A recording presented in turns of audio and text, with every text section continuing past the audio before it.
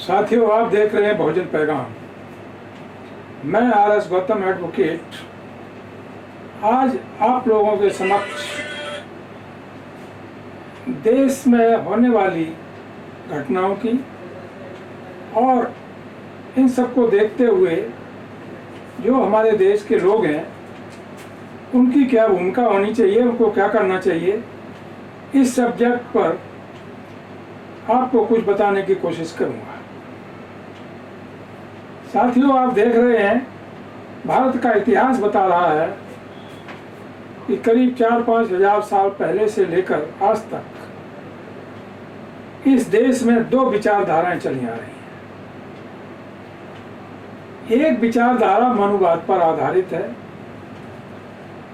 जिसे पाखंडवादी, शोषणवादी, अंधविश्वासी विचारधारा कहा जा सकता है, जिसमें देश के मानव जाति को 4 भागों में विभाजित किया गया। वर्ण व्यवस्था के आधार पर ब्राह्मण, क्षत्रिय, वैश्य, शूद्र, छुआछूत पनपी, देवदासी प्रथा पनपी आदि आदि। यानी जो देश के लोग थे, निचले तबके के लोग, जिनको समझा गया, जिनको शूद्र समाज कहा गया, उनका बहुत ही घिनौने तरीके से आदिकाल से लेकर शोषण होता चला आया। उसे कहते हैं मनुवादी विचारधारा। दूसरी विचारधारा पर हम प्रकाश डालें, बौद्धकालीन के समय से जो संसार के शास्त्रा बुद्ध ने जो भारत की सामाजिक दशा को देखा, उन्होंने राजपाट छोड़ा, सब कुछ त्याग दिया और उसके पश्चात उन्होंने मानव कल्याण कैसे हो सकता है, मनुष्य को विभिन्न प्रकार की परेशानियों से, असमानताओं से कैसे बचाया जा सकता है। दुनिया में दुख है, दुख का कारण है, कारण का निवारण है और निवारण का तरीका है, आदि आदि। उस तरीकों को सोच करके मानव कल्याण के लिए उन्होंने अपने को कुर्बान कर दिया। जिंदगी भर उन्होंने उसके लिए संघर्ष किया और अंत में यह कह दिया कि अब किसी को बुद्ध बनने की जरूरत नहीं है। जो बुद्ध ने मार्ग प्रशस्त किया, उसी पर यदि मानव जाति के लोग, चाहे भारत के हों चाहे किसी दूसरे देश के हों, चलते हैं तो उनका कल्याण होगा, उनका दुख दूर होगा। कालांतर में करीब 300 साल बाद सम्राट अशोक आए और उन्होंने उस मानव कल्याणकारी धम्म को कलिंग युद्ध की विजय प्राप्त करने के पश्चात पूरे विश्व में फैलाने की, स्थापित करने की कोशिश की। यहाँ तक कि उन्होंने अपना जो कलिंग साम्राज्य था, जिसे कलिंग के बाद, कलिंग के फतह होने के पश्चात जो मगध साम्राज्य था, उसको समस्त जम्बूद्वीप के नाम से पुकारा गया। और सम्राट अशोक के समय भारत भी नाम नहीं था, जम्बूद्वीप कहलाता था। उसमें पाकिस्तान, अफगानिस्तान, बर्मा, श्रीलंका, ये सारे के सारे जितने देश थे जो टुकड़े हो गए हैं, वो सब जुड़े हुए थे। तो सम्राट अशोक ने समस्त जम्बूद्वीप पर जो शासन किया और जिस विचारधारा को स्थापित किया, वो बुद्ध की मानवतावादी, समतावादी विचारधारा थी। उसके बाद मौर्य वंश का 10वां शासक का वध कर दिया गया। पुष्यमित्र शुंग नाम का एक ब्राह्मण शासक, जो शासक तो नहीं कहना चाहिए, वो सेनापति था। मौर्य वंश का आखिरी जो सम्राट था, उसकी सेना में धोखे से जंगल में ले जाकर के उसका कत्ल कर दिया और सत्ता पर हावी हो गया। हजारों भिक्षुओं का कत्लेआम हुआ। यानी बुद्ध के मानव कल्याणकारी धम्म को दबाने का, कुचलने का, नष्ट करने का उस व्यक्ति ने पूरा प्रयास किया। उसके पश्चात धीरे धीरे सने सने बुद्ध का जो धम्म था, मानव कल्याणकारी, समतावादी, यानी मानवीय अच्छाइयों पर आधारित जो धम्म था, धीरे धीरे विलुप्त होने लगा। लेकिन आप जानते हैं, सच तो सच रहता है, कभी विलुप्त नहीं हो सकता। उसके करीब 2300 साल बाद भारत की धरती पर डॉक्टर अंबेडकर आए।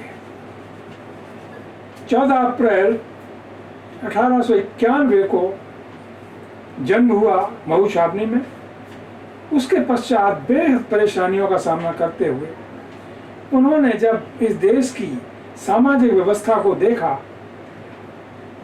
तो वो उसे सहन नहीं हुआ, क्योंकि कुत्ते, बिल्ली, गधा, जानवर आदि को तो जो मनुवादी विचारधारा के लोग थे अपने घर में बैठा सकते थे, बेड पर सुला सकते थे, सब काम कर सकते थे, पुचकार सकते थे, उनको बराबरी का दर्जा दे सकते थे। लेकिन उस समय जो शुद्ध समाज के लोग थे उनको अछूत समझा जाता था। उनको छूना, उनकी परछाई भी यदि पड़ जाए तो अपवित्र समझते थे। इस तरह की जब व्यवस्था डॉक्टर अम्बेडकर ने देखी तो उनको बर्दाश्त नहीं हुआ। उन्होंने हायर एजुकेशन प्राप्त की, भारत में ही नहीं, अमेरिका में भी, इंग्लैंड में भी, और विश्व में सबसे टैलेंटेड व्यक्ति के रूप में उनको ट्रीट किया गया। जब अमेरिका से बराक ओबामा साहब प्रेसिडेंट थे, इंडिया आए और जब भारत की संसद में उन्होंने भाषण दिया तो डॉक्टर अंबेडकर को विश्व में सिंबल ऑफ नॉलेज की उपाधि से सम्मानित किया। सारी पार्लियामेंट में तालियों की गूंज हुई। सिंबल ऑफ नॉलेज यानी ज्ञान का एक प्रतीक चिन्ह। अमेरिका ने कहा कि यदि डॉक्टर अंबेडकर का जन्म अमेरिका में हुआ होता तो अमेरिका सूर्य का नाम बदल करके डॉक्टर अंबेडकर का नाम रख देता। विदेशों में, चाइना हो, जापान हो, श्रीलंका हो, कोई भी कंट्री हो, ऑस्ट्रेलिया हो, हर देश डॉक्टर अंबेडकर के ज्ञान को, अंबेडकर की प्रतिभा को, अंबेडकर के दर्शन को, अंबेडकर की शिक्षाओं को अपने छात्रों तक पहुंचाने के लिए लाइब्रेरियां बना रहा है और वो शिक्षा प्रदान की जा रही है जिससे वो देश सफल हो सके, समता आ सके। किसी भी देश में इस तरह का जातिवादी व्यवस्था नहीं है, जो कि इस देश में चंद लोगों ने अपने स्वार्थ के लिए, दूसरों का शोषण करने के लिए एक वर्णवादी और जातिवादी व्यवस्था का बीजारोपण किया, जिसका आज पूरा देश शिकार होने जा रहा है। साथियों, ये सब्जेक्ट लंबा है, इस पर हम यहीं ब्रेम लगाते हैं और आगे जो करना है उस पर आते हैं। आप जानते हैं, एक महीने बाद यानी सितंबर के बाद अक्टूबर के महीने में देश के अंदर बहुत सारी जगह रामलीला नाम का एक त्योहार मनाया जाएगा और वो करीब 1 हफ्ते 10 दिन चलता है और उसमें सभी लोग जाते हैं। माना यह जाता है कि विजयदशमी का त्योहार जो है, जो कि सम्राट अशोक से जुड़ा हुआ है, कलिंग युद्ध जब कलिंग सम्राट चैत्र, जिसे कलिंग राज भी कहते हैं, उसके बीच और सम्राट अशोक के बीच 10 दिन हुआ था। और जब कलिंग पराजित हो गया, सम्राट अशोक जीत गया, उसके पश्चात जब सम्राट अशोक बुद्ध की शरण में चला गया और ये प्रण लिया कि आज से कोई भी युद्ध तलवारों के बल पर नहीं लड़ेगा, तो धर्म की जीत हुई। उस जीत के उपलक्ष्य में विजयदशमी का त्योहार मनाया जाता है। ये देश के लोगों को मालूम होना चाहिए। साथियों, इस सब्जेक्ट पर हम लोगों ने काफ़ी मेहनत करके, कई वर्षों से मेहनत करके सम्राट अशोक पर विजयदशमी के उपलक्ष्य में, जो कि सम्राट अशोक और चैत्र से जुड़ा हुआ संवाद है, उसको तैयार किया है। हम लोग इस विजयदशमी के महोत्सव को सम्राट अशोक का विजयदशमी महोत्सव के रूप में अक्टूबर के महीने में मनाने का प्रयास कर रहे हैं और उसके लिए पूरी तैयारी की जा रही है। ये कार्यक्रम उत्तर प्रदेश से अथवा किसी भी राज्य से जहाँ भी सुविधाजनक जगह मिलेगी वहाँ से स्टार्ट किया जाएगा। सारा का सारा शूट किया जाएगा, पूरे देश में जाएगा। तो हम लोग उस सच्चाई को देशवासियों के सामने लाना चाहते हैं, जिस सच्चाई से देश के लोग अनभिज्ञ हैं और एक गलत रास्ते पे जा रहे हैं, जो रास्ता उनको शोषण की तरफ ले जाता है, विभाजन की तरफ ले जाता है, मानवीय बुराइयों की तरफ ले जाता है। कारण क्या है? क्योंकि हमारे लोग जो बुद्धिजीवी अपने को कहते हैं, वो भाषण तो देते हैं, बहुत अच्छी बात है, समाज को जागरूक करते हैं, बहुत अच्छी बात है, सदियों से करते आए हैं, लेकिन वास्तव में करना क्या है वो नहीं किया गया, जिसका असर एक कॉमन आदमी पर पड़ना चाहिए। साथियों, दो प्रकार के कार्यक्रम होते हैं। एक तो वो मैं बोल रहा हूं, आप सुन रहे हैं, इसी तरह से कोई नेताजी आते हैं, मंच लगता है, वो भाषण देते हैं, लोग सुनते हैं, उसके बाद चले जाते हैं, लोग अपने अपने घर चले जाते हैं, भाषण वहीं छोड़ जाते हैं। दूसरा एक कार्यक्रम वो जो विजुअल कार्यक्रम जिसे कहते हैं, कि जो आवाज भी सुनाई पड़ती है और उस आवाज के संदर्भ में हम जो देखते हैं वो भी दिखाई पड़ता है। जिस तरह से आप पिक्चर देखने जाते हैं, आवाज भी सुनाई देती है, गाना भी सुनाई देता है और पिक्चर भी दिखाई देती है, कौन क्या रोल कर रहा है वो भी दिखाई देती है, किसके बारे में कर रहा है।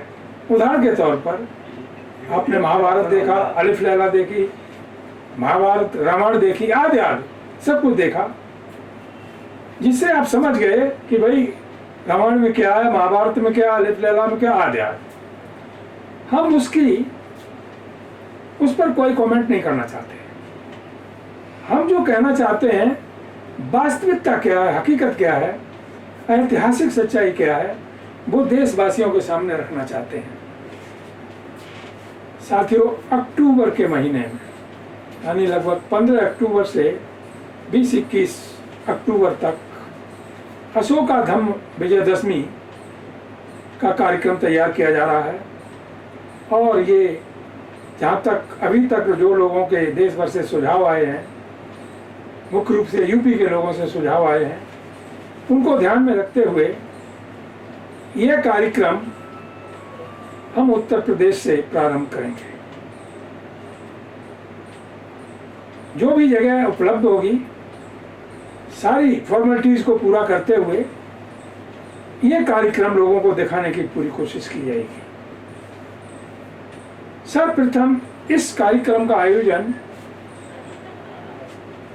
जो अब तक लोगों को सुझाव आए हैं, जो इच्छुक लोग हैं, चाहे छोटी जगह से ही वहीं से स्टार्ट होगा, तो वहाँ से स्टार्ट करके इस प्रोग्राम को हम मीडिया के माध्यम से पूरे देश में फैलाने की कोशिश करेंगे, जिससे आज नहीं तो कल हमारे देश के लोग सच्चाई से अवगत हो सकें। इसके लिए बहुत सारी चीज़ों की जरूरत है। आप जानते हैं, जो मनवादी विचारधारा के लोग कार्यक्रम करते हैं, पाखंड पर आधारित होते हैं, उनके लिए लाखों करोड़ों रुपए 5 मिनट में इकट्ठा हो जाता है। कोई कमी नहीं है। यह 10 रुपए की जरूरत है तो 10 लाख रुपए आ जाता है। लेकिन एक नई शुरुआत होने जा रही है। ये देश का जो पूरा का पूरा 85-90% जिसको बहुजन समाज कहते हैं, ये प्रोग्राम उन लोगों से डायरेक्ट जुड़ा हुआ है, उनकी विचारधारा से जुड़ा हुआ है। आपने देखा कि इस देश के बहुजनों ने जो भी संघर्ष किया, कुर्बानियां दी, सत्य के लिए, अहिंसा के लिए, आपसी प्रेम के लिए, समता के लिए, बराबरी के लिए, शिक्षा के लिए, यानी विकास के लिए उन्होंने कुर्बानियां दी, शिक्षित बनाने के लिए कुर्बानियां दी, न कि आपस में विघटन करने के लिए। और मनवादी व्यवस्था के लोगों ने क्या किया? ये इससे छोटा, वो उससे बड़ा, वो उससे बड़ा, वो उससे नीच, वो उससे ऊंच, आदि आदि छुआछूत फैलाया लोगों के बीच में, यहाँ तक कि उनके गले में हांडी बांधी गई, पीछे झाड़ू बांधा गया। कितनी शर्मनाक बात है। भारत के अलावा किसी दूसरे देश का आदमी ऐसी कल्पना भी नहीं कर सकता जो मनवादियों ने हमारे देश के लोगों के साथ ये काम किया। साथियों, सम्राट अशोक एक वो शख्सियत है, एक वो इतिहास है, वो ऐतिहासिक शासक है जिसके मुकाबले आज पूरे विश्व में कोई शासक पैदा नहीं हुआ। सम्राट अशोक 2 भागों में दिखाया जा रहा है और वास्तविकता भी है कि पहले वो चंडाशोक था। चंडाशोक का मतलब समझ रहे होंगे शायद। चंडाशोक का मतलब महत्वाकांक्षी, यानी जो चाहता था वो उसे करना है किसी हालत में, चाहे कोई मरे चाहे जिंदा रहे। लेकिन जब वो बुद्ध की शरण में चला गया कलिंग युद्ध के पश्चात, तो धम्माशोक हो गया। धम्माशोक होने के पश्चात उसने अपने संपूर्ण साम्राज्य को कुर्बान किया, पूरे विश्व में समतावादी व्यवस्था को स्थापित किया और विश्व इतिहास में वो अनंत काल के लिए अमर हो गया। बहुत सारे सम्राट पैदा हुए भारत में, दूसरे देशों में भी, लेकिन सम्राट अशोक का इतिहास, सम्राट अशोक का जीवन संघर्ष के मुकाबले कोई कहीं नहीं टिकता। जो युद्ध, जो विजय तलवारों एटम बम के बल पर जीती जाती है, उसका अस्तित्व क्षणिक होता है, वो क्षणिक विजय होती है। और जो विजय मनुष्य के अंतर मन पर की जाती है, उसका इतिहास बनता है। जब मोगली पुत्तिस भिक्षु ने सम्राट अशोक को ये पाठ पढ़ाया, उसकी समझ में आ गया, उसने लोगों के अंतर मन को जीता। और यही कारण है कि आज विश्व इतिहास में सम्राट अशोक को किस तरह से सम्मानित किया जाता है, किस तरह से देखा जाता है। और उसके जीवन संघर्ष को अब वक्त आ गया है विश्व मानवता के समक्ष, उससे पहले भारत के लोगों के समक्ष सांस्कृतिक कार्यक्रमों के माध्यम से रखा जाना अति आवश्यक हो गया है। साथियों, ज़्यादा न कहकर अब तक जो हम लोगों ने काफ़ी परिश्रम करके एक स्क्रिप्ट बनाई है सम्राट अशोक पर, बहुत ही गजब की है। उसको बनाने में कम से कम 2-2.5 साल का टाइम लगा है, कई किताबों को कंसल्ट करके, क्योंकि प्रोग्राम ऐतिहासिक है, हम काल्पनिक बात कर ही नहीं सकते। सम्राट अशोक को अब पब्लिक के बीच में दिखाना जरूरी हो गया है, जिससे कि लोगों में अपना वास्तविक इतिहास जानने की उत्सुकता पैदा होगी और उनके अंदर वो ताकत आएगी, जिस ताकत के बल पर वो मनुवादी व्यवस्था को ध्वस्त करके सम्राट अशोक की समतावादी व्यवस्था को, डॉक्टर अम्बेडकर ने जो त्याग बलिदान दिया है विश्व के अंदर, मुख्य रूप से भारत के अंदर सबको समान बनाने का, गैर बराबरी दूर करके बराबरी लाने का, वो सपना साकार होगा। साथियों, हमारे लोग कहते हैं कि देश बहुजनों का है, बहुजनों की सत्ता होनी चाहिए। नहीं, कैसे होनी चाहिए? आप विभिन्न धड़ों में बटे हुए हैं, इसका लाभ वो 5%, 10% लोग उठाते हैं और आप एक नहीं हो पाते। खैर, उस सब्जेक्ट पे हम बात अभी नहीं करना चाहते, वो हमारे राजनेताओं के लिए हम छोड़ रहे हैं कि उनकी समझ में आ जाए तो बहुत अच्छा है। ये देश बहुजनों का है और बहुजनों द्वारा शासित जिस दिन होगा तो उस दिन इस देश में समता होगी, समानता होगी, शिक्षा होगी और तब ये देश विश्व गुरु बन पाएगा, विश्व को अपना संदेश दे पाएगा। साथियों, इन्हीं शब्दों के साथ एक बात कहते हुए मैं अपनी बात समाप्त करता हूँ कि जो लोग जहाँ तक हमारी बात को सुन रहे हैं, समझ रहे हैं, सम्राट अशोक पर जो कार्यक्रम तैयार हो रहा है उसे प्रमोट करने के लिए, उसमें सहयोगी बनने के लिए, उसमें आर्थिक सहयोग देने के लिए फिजिकली कम से कम 45 कैरेक्टर्स की ज़रूरत है। जो लड़के हैं, लड़कियां हैं, उस एज के जिनकी ज़रूरत है, एज के अनुसार उनकी भी ज़रूरत है, वो अपना सहयोग कर सकते हैं। तो बहुत सारों की चीज़ों की आवश्यकता है। सबको ध्यान में रखते हुए आप लोगों से यही गुजारिश की जाती है कि ये सांस्कृतिक माध्यम से ये कार्यक्रम फिलहाल एक छोटा सा मौजा हसपऊ का माजरा है, मैनपुरी डिस्ट्रिक्ट में, नंगला धनी, वहाँ से ये कार्यक्रम की शुरुआत होगी और पूरे देश में जाएगी। ये जरूरी नहीं कि वहीं पर हर प्रोग्राम होगा, आगे जहाँ पर भी लोग इच्छुक होंगे वहाँ पर ये कार्यक्रम होगा। और यही नहीं होगा, बुद्ध से लेकर कांसीराम साहब तक जितने महामानव पैदा हुए बहुजन समाज के, जिन्होंने मानव कल्याण के लिए, समता के लिए, समानता के लिए कुर्बानियाँ दी, उन सब पर कार्यक्रम तैयार हो रहे हैं। फिलहाल 3 कार्यक्रम तैयार हो चुके हैं। नंबर 1 महान सम्राट अशोक, चक्रवर्ती सम्राट अशोक हैं, समस्त जम्बूद्वीप का स्वामी चक्रवर्ती सम्राट अशोक हैं, बात एक ही है। दूसरा आम्रपाली, तीसरा अंगुलीमाल, जिसको कोई राक्षस कहता है, कोई कुछ कहता है, सही मायने में वो राक्षस नहीं था, उसे इस मनवादी वणवादी व्यवस्था ने राक्षस बना दिया। अंत में जब वो बुद्ध की शरण में गया और भिक्षु बन गया, इतिहास में अमर हो गया। उस पर एक बहुत ही बेहतरीन कार्यक्रम तैयार किया गया है। इसके साथ साथ महात्मा फुले, जिन्होंने कुर्बानी दी, सावित्रीबाई फुले, बाबा साहब डॉक्टर अम्बेडकर, ललन सिंह यादव, साहूजी महाराज, बिरसा मुंडा, झलकारी बाई, अवंतीबाई लोधी, तमाम दुनिया के जो हमारे महापुरुष हैं, जिनको हम जानते भी नहीं, हमने भुला दिया है, उनको इन प्रोग्रामों के माध्यम से पूरे देश के समक्ष सांस्कृतिक कार्यक्रमों के माध्यम से रखने की कोशिश करेंगे। आप सब लोगों का दायित्व है, जितनी जिम्मेदारी मेरी है उतनी जिम्मेदारी आपकी भी है। कोई एक व्यक्ति इतने बड़े इतिहास को पूरे देश के सामने, जो सदियों से दबाया गया है, सच्चा इतिहास है, नहीं रख सकता। इसके लिए जब हम सब लोग एक होकर के सहयोग बनेंगे तो टाइम नहीं लगेगा, और हम अपने देश का जो नौजवान है, जो स्कूलों में पढ़ने वाले बच्चे हैं, उनके दिमाग में जो मनवादी व्यवस्था की माध्यम से पाखंडवादी गंदगी भरी जा रही है, उसको हम दूर कर पाएंगे और शिक्षा की तरफ उनको बढ़ा पाएंगे। जब तक इस देश में जातिवाद रहेगा तब तक मनवाद रहेगा। जातिवाद कौन खत्म करेगा? जातिवाद वो लोग कभी खत्म नहीं करेंगे जो उसके सुविधा भोगी हैं, जिनको बगैर किए हुए सब कुछ मिलता है। उस व्यवस्था को हमको, हमारे समाज को, जो बहुजन समाज के लोग हैं, उनको खत्म करना होगा। किस तरह से? कोई डंडा मार के, लड़ाई करके, झगड़ा करके नहीं। सबसे पहला दायित्व ये है कि जितनी बहुजन समाज के लोग, उनको विभिन्न जातियों में बांट दिया गया है, SC हैं, ST हैं, OBC हैं, आदि, उनको सबको आपस में मिलना होगा।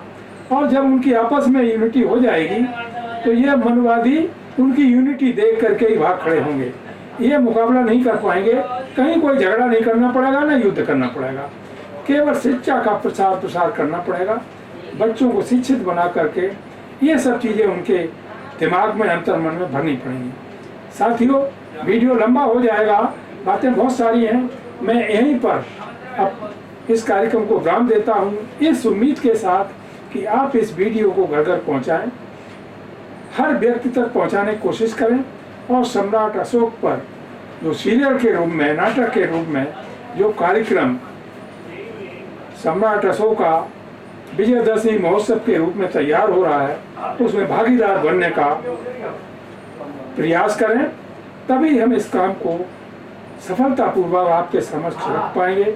इन्हीं शब्दों के साथ जय भीम, जय भारत, नमो बुद्धाय।